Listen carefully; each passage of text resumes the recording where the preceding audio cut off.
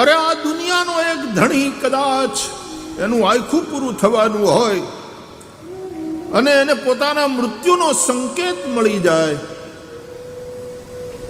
તો પોતાની પત્ની, પોતાના છોકરાઓ, પોતાના પરિવારને માટે યોગ્ય વ્યવસ્થા કરીને પછી જાય છે.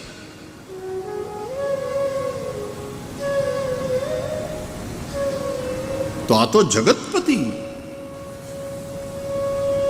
અલખધણી, એ ચિંતા ન કરે કે મારા ગયા પછી આ બધાનો આધાર શું, જે મારે આશરે રહેલા છે. ઉદ્ધવ, મને એની ચિંતા છે અને મેં એના માટે વિચારી રાખ્યું છે.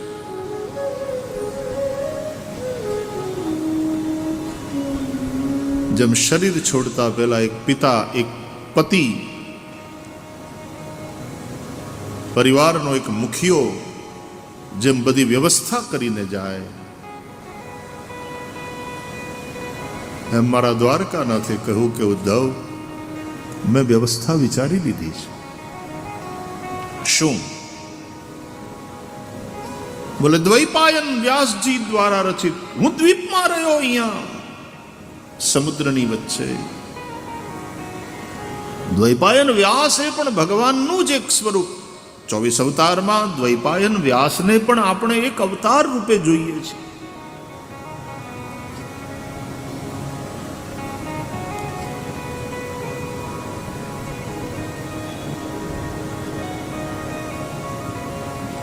એ દ્વૈપાયન વ્યાસજી દ્વારા રચિત શ્રીમદ ભાગવતમાં હું મારું તેજ મૂકીને જાઉં છું. આજ પછી મારા વૈષ્ણવોને, મારા ભક્તોને શ્રીમદ ભાગવતનો આશ્રય. શ્રીમદ ભાગવત રૂપે હું જ મારા વૈષ્ણવોની સાથે નિરંતર રહીશ. અને તેથી શ્રીમદ ભાગવતાખ્યોયમ પ્રત્યક્ષ કૃષ્ણ એવહિ, જેને આપણે શ્રીમદ ભાગવત કહીએ છીએ, એ પ્રત્યક્ષ શ્રી કૃષ્ણ છે. આ પુસ્તક નથી, આ આપણા માટે પરમાત્મા છે. ગ્રંથ નથી, ગોવિંદ છે.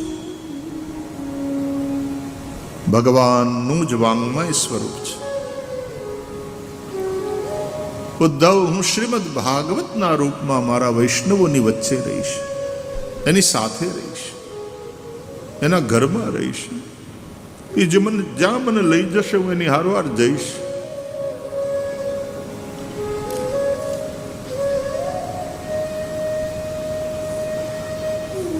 અને એટલા માટે અપાર સંસાર સમુદ્રની વચ્ચે આ શ્રીમદ ભાગવત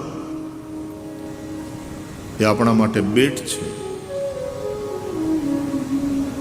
આધાર છે, ઠરીને ઠામ થવાનું ઠેકાણું છે. ભાગવતમાં રહેવું એટલે ભગવાનમાં રહેવું. ભાગવતજીની સન્નિધિ એટલે ભગવાન દ્વારકાનાથની સન્નિધિ. ભાગવત સાંભળવું એટલે દ્વારકાનાથને સાંભળવા. તો શ્રી કૃષ્ણ સ્વયં બોલી રહ્યા છે, ભગવતા પ્રોક્તમ ભાગવતમ. તો ભગવાનને ફળીએ,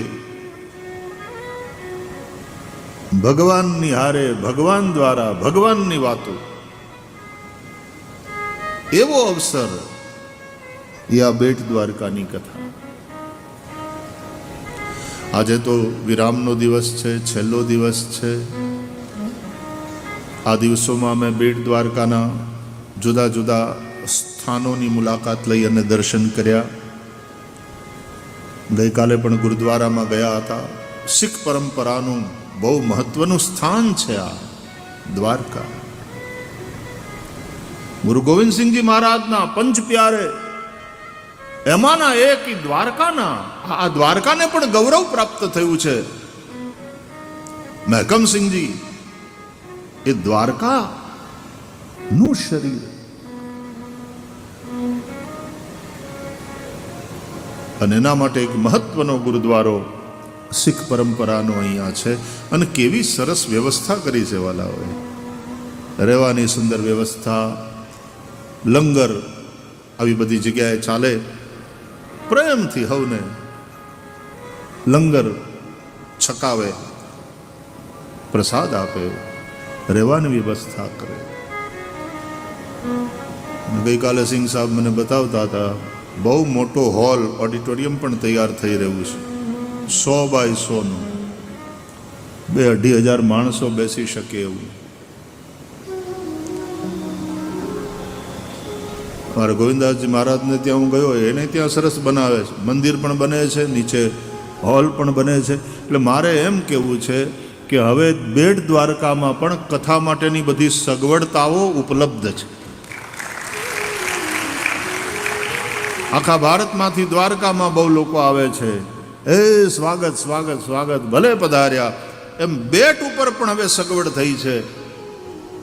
આ ભગવાન દ્વારકાધીશ પ્રભુના સાનિધ્યમાં આવું સરસ મેદાન, જેમાં આપણે આ 7 દિવસથી કથા કરી રહ્યા છીએ. પૂજ્ય મુરારી બાપુની પણ કથા થોડા વર્ષો પહેલાં આ જ પરિવાર દ્વારા આ જ જગ્યાએ આયોજિત થઈ. ત્યારે તો બ્રિજ પણ નહોતો બન્યો, તોય આટલી મોટી સંખ્યામાં લોકોએ લાભ લીધેલો. હવે તો આ સુદર્શન સેતુ એવો અદ્ભુત તૈયાર થયો છે. હું માત્ર ભારત વર્ષના જ લોકોને નહીં, દુનિયા આખીના લોકોને આહ્વાન કરું છું કે બેટ પધારો, પધારો બેટ પ્રેમથી.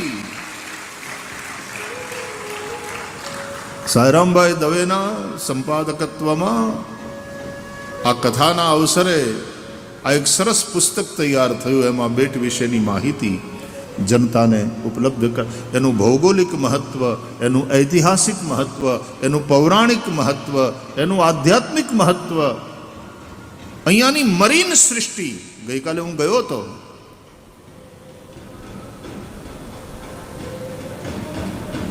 કોઈક વિશેષતા છે આ સ્થાનમાં. ભગવાન દ્વારકાનાથે અમથું આ સ્થાન પસંદ નથી કર્યું. તો ધીમે ધીમે પુનઃ બેટ દ્વારકા નવી રીતે સજી ધજી તૈયાર થઈ રહી છે. સગવડો વધી રહી. 1,500-2,000 માણસો આવે તો રહેવા જમવા સાથેની મજાની કથા થઈ શકે એવી સરસ સગવડ ઊભી થઈ રહી છે. દાંડી હનુમાન, જ્યાં અમે આટલા દિવસથી છીએ, કેવું સરસ ગેસ્ટ હાઉસ બનાવ્યું. અને દાંડી હનુમાનની પણ વિશેષતા, अपने पुत्र मकरत ध्वज के साथ हनुमान जी वहां पर विराजमान है. દીકરાને આમ ખંધોલે ચડાવ્યો હોય એમ મકરત ધ્વજ નું સ્વરૂપ થોડું ઊંચું છે. આવું હનુમાનજીનું વિશિષ્ટ સ્થાન. પ્રેમ ભિક્ષુજી મહારાજ જેવા દિવ્ય વિભૂતિ તપ કર્યું, ભજન કર્યું. આજુબાજુના કુંડ, સરોવર, મેં કહ્યું એમ જેમ જેમ વર્ષો વીતતા જશે તેમ એ બધાનો વિકાસ સરકાર અને વૈષ્ણવો બધા જ ભેગા મળી અને કરશે. આપણે સરોવરોને જોતા હતા ત્યારે મનમાં એમ જ થાય કે આ સરસ બંધાયું ને આને 4 ઘાટ હોય ને સરસ મજાના પગથિયા હોય, ચારે બાજુ એકદમ સ્વચ્છતા હોય, કિનારે ઉભેલા બધા જ મંદિરોનો જીર્ણોદ્ધાર થાય. એની ભવ્યતામાં અને એની દિવ્યતામાં ઊભા હોય. આપણા તીર્થો, આપણા ધામ અને બેટ એ આપણા સનાતન હિન્દુ ધર્મનું એક મહત્વનું સ્થાન છે. આપણે એને ઉપેક્ષિત કર્યું હતું આટલા વર્ષોથી. હવે પુનઃ એ તરફ બધાનું ધ્યાન છે. ધીમે ધીમે ધીમે બેટ દ્વારકા સજી ધજી રહી છે. અનેક સગવડો ઊભી થઈ રહી છે. અને આપણે તો હાથથી બહુ મજા કરી નહીં. ખૂબ આનંદ આવ્યો, ખૂબ આનંદ આવ્યો. દ્વારકાધીશ પ્રભુના બધા પૂજારીઓ, મુખિયાજી વગેરે પણ આજે પધાર્યા. રોજ પ્રેમથી દર્શન કરાવે અને અહીંયાની જે પરંપરા છે એના એક એક ભાવો સમજાવે. સુદામો અહીંયા મળ્યો,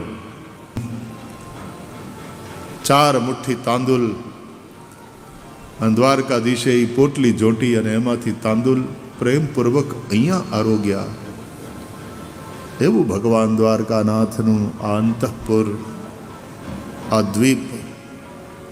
તો આવું દિવ્ય સ્થાન, આવું રમણીય સ્થાન, ચારે બાજુ સમુદ્રથી વીંટળાયેલી આ બેટ દ્વારકા.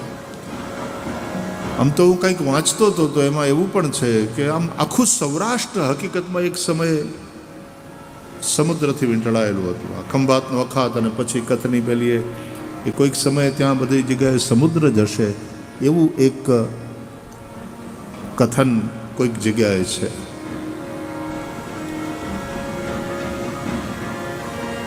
તો દ્વારકાનો વિસ્તાર શ્રીમદ ભાગવત અનુસાર પણ બહુ મોટો, અત્યારે જેટલી દ્વારકા આપણે જોઈએ છીએ એના કરતાં ઘણો મોટો વિસ્તાર પુરાણોમાં દ્વારકાનો બતાવવામાં આવ્યો છે. અને 56 કોટી યાદવ રે, 56 કોટીનો અર્થ ઘણા કરોડ કરે ને, તો મને કે 56 કરોડ મુંબઈમાં નથી આટલું પોપ્યુલેશન, આટલી દિલ્હી ફેલાયેલી છે, દિલ્હીમાં 56 કરોડનું પોપ્યુલેશન નથી. તો 56 કોટી, કોટીનો એક અર્થ થાય પ્રકાર. 56 પ્રકારના યાદવ, અલગ અલગ નુખ. બ્રાહ્મણોમાં કેટલા પ્રકાર છે, પટેલોમાં કેટલા પ્રકાર, વાણિયાઓમાં કેટલા પ્રકાર. 56 કોટી, 56 યાદવો, પણ બહુ મોટી જાહો જલાલી સમૃદ્ધ નગર. અને એ યાદવોની એકતા, એની યુનિટી, એની મજબૂતી, આ બધું જ અદ્ભુત હતું. ફરીથી અરે સમગ્ર ભારત વર્ષના કથાકારો, બધા પૂજનીય કથાકારો, બધા આચાર્યો, અલગ અલગ અખાડા, એ અખાડાના બધા મહામંડલેશ્વરો, આચાર્ય મહામંડલેશ્વરો, દરેક સંપ્રદાય, જૈન સંપ્રદાયનો સંબંધ છે, શીખોનું તો બહુ મહત્વનું સ્થાન છે. આ ગોરક્ષનાથનો સંબંધ છે આ સ્થાન સાથે. આ બધા જ અહીંયા આવે ને સરકાર કંઈક એવું કરે કે બધાને જમીન ઉપલબ્ધ કરાવે અને સૌ પોતપોતાના સ્થાન અહીં બનાવે, ફિર સે બસાવે, અને બધા ભેગા મળી અને સમુદ્રની વચ્ચે આ બેટમાં, ભાગવત પણ સંસાર સમુદ્રની વચ્ચે બેટ જેવું છે, આધાર છે. આમ ચારે બાજુ ભલે ખારો દરિયો હોય પણ અહીંયા મીઠું પાણી નીકળે અમુક અમુક જગ્યાએ. એમાં આપણે આ ભવ સમુદ્ર સુખદ નાવ, એક રામ નામ, એવી રીતનું અપાર સંસાર સમુદ્રની વચ્ચે ઠરીને ઠામ થવાનું ઠેકાણું એ ભાગવત છે. ભાગવત ભગવાન શ્રી હરિનું જ, દ્વારકાધીશ પ્રભુનું જ સ્વરૂપ છે. અને એ ભાગવતનો જે આશ્રય કરે, કોઈ પણ વસ્તુ એને માટે દુર્લભ ન રહે. યાદ રાખજો, આવું અનુભૂતિની વાત કરું છું.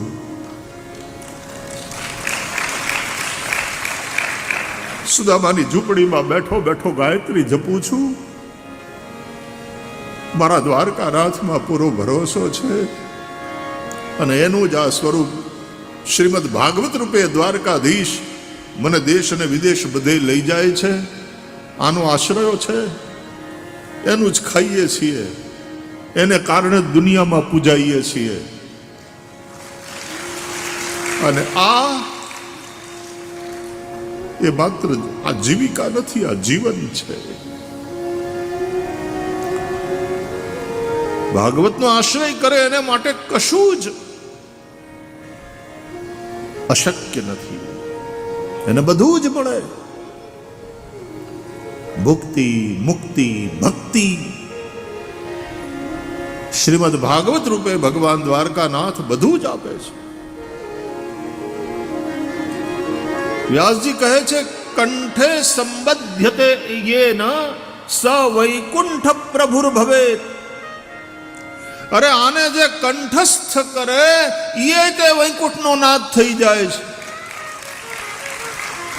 જેના કંઠમાં ભાગવત હોય, શુદ્ધ ઉચ્ચારથી પાઠશાળામાં ભણતા ભણતા અમારા ઋષિકુમારો જે દિવસે ભાગવતના શ્લોકોને પૂરી પવિત્રતા સાથે ત્રિકાલ સંધ્યા કરતા, ગાયત્રી જપતા, બ્રાહ્મણોના ધર્મનું પાલન કરતા અને ભાગવત ભગવાનમાં દ્વારકાનાથમાં દ્રઢ ભરોસા સાથે ગુરુની પાસેથી શીખીને શુદ્ધ ઉચ્ચારથી જ્યારે ભાગવતના શ્લોકો બોલતા થઈ જશે, જન્માદ્યસ્ય યતોન્વયાદિતરતશ્ચાર્થેષ્વ વિઘ્નસ્વરાટ તેને બ્રહ્મ હૃદય આદિ કવયે મુહ્યંતિ યત્સૂરયઃ તેજો વારી મૃદામ યથા વિનિમયો યત્ર ત્રિસર્ગો મૃષા ધામ્ના સ્વેન સદા નિરસ્તકુહકમ સત્યમ પરમ ધીમહિ ધર્મઃ પ્રોજ્યત કૈતવોત્ર પરમો નિર્મત્સરાણામ સતામ વેદ્યમ વાસ્તવમત્ર વસ્તુ શિવદમ તાપત્રયોન્મૂલનમ શ્રીમદ ભાગવતે મહામુનિ કૃતે કિં વા પરૈરીશ્વર સદ્યો રુદ્ય વરુધ્યતેત્ર કૃતિભિઃ વિસ્તક્ષણાત નિગમ કલ્પતરોર્ગલિતમ ફલમ શુકમુખાદમૃતદ્રવ સંયુતમ પિબત ભાગવતમ રસમાલયમ મુહુરહો રસિકા ભુવિ ભાવુકા નૈમિષે અનિમિષ ક્ષેત્રે ઋષય શૌનકાદયા. આ શ્લોક જ્યાં નીકળવા માંડે કંઠમાંથી, પગે લાગે દુનિયા. ઓહો સવૈકુંઠ પ્રભુર ભવે. આ મહિમા ભાગવતનો છે, આ મહિમા મારા દ્વારકાનાથનો છે. આ સ્વરૂપે દ્વારકાનાથ પ્રત્યક્ષ બિરાજે છે.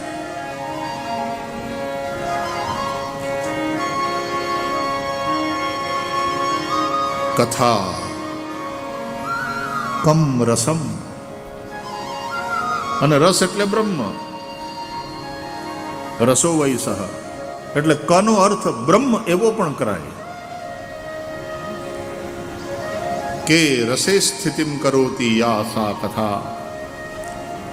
એ રસ સ્વરૂપ પરબ્રહ્મમાં જે તમને સ્થિર કરી દે એનું નામ કથા. ये केवल साधारण कहानियां नहीं है. परब्रह्म परमात्माમાં આપણને સ્થિત કરી દેનારી આ કથા. ભગવાનની કથા, એનું શ્રવણ, ભગવાનનું સ્વરૂપ, દ્વારકાધીશ પ્રભુનું દર્શન અને ભગવાનનું નામ, એના જાપ અને એનું કીર્તન. ગોવિંદ ગાઈએ રે ભજો, રાધે ગોપાલ કૃષ્ણ ગાઈએ રે. ગોવિંદ ગાઈએ રે ભજો, રાધે ગોપાલ કૃષ્ણ ગાઈએ. ગોવિંદ ગોવિંદ ગાઈએ રાધે ગોપાલ કૃષ્ણ ગાઈએ. ગોવિંદ ગોવિંદ ગાઈએ રાધે ગોપાલ કૃષ્ણ ગાઈએ.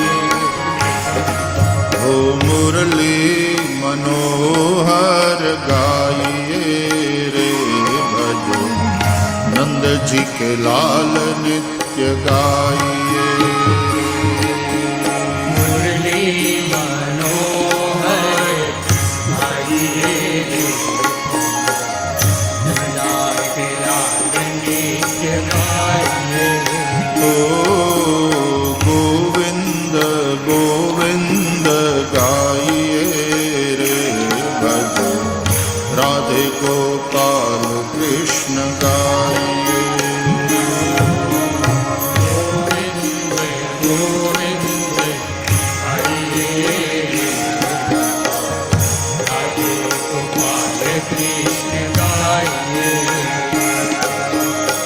गिरधारी गिरधारी गाइए रे माई मीरा के नाथ प्रभु गाइए रे. गिरधारी गिरधारी गाइए माई मीरा के नाथ प्रभु गाइए. गिरधारी गाइए रे भाई मीरा के नाथ प्रभु गाइए रे गिरधारी गिरधारी गाइए रे भाई मीरा के नाथ प्रभु गाइए रे हो गोविंद गोविंद गाइए रे भजो राधे गोपाल कृष्ण गाइए गोविंद गोविंद गाइए रे राधे गोपाल कृष्ण गोविंद गोविंद गाइए रे भजो राधे गोपाल कृष्ण गाइए गोविंद